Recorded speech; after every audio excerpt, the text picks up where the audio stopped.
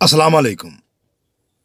अच्छा जी, पाकिस्तान की तारीख उठाकर देख लें, पाकिस्तान को ना किसी लॉन्ग मार्च ने फ़ायदा दिया, ना किसी धरने ने फ़ायदा दिया, ना किसी जल्द से जुलूस एहतजाज ने फ़ायदा दिया, ना किसी की भूख हड़ताल ने फ़ायदा दिया, ना किसी मजम्मत ने फ़ायदा दिया और ना ही किसी मजम्मती करारदाद ने फ़ायदा दिया।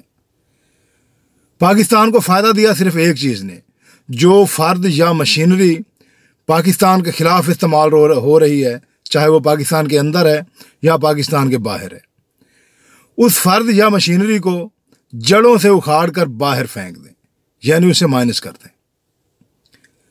अल्ताफ़ हुसैन को माइनस किया गया, कराची में अमन आया।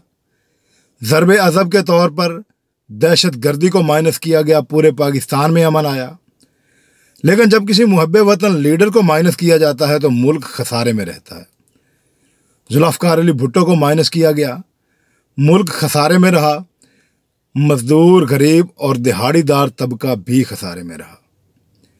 उसके बाद जब जब मियां नवाज शरीफ को माइनस किया गया, तब तब मुल्क खसारे में रहा। कोशिश करें एक बार फितने को भी माइनस करके देखें, और मुझे 110% उम्मीद है कि पाकिस्तान में अच्छे दिन आएंगे, और ज़रूर आएंगे इंशाअल्लाह। दुआओं में याद रखिए।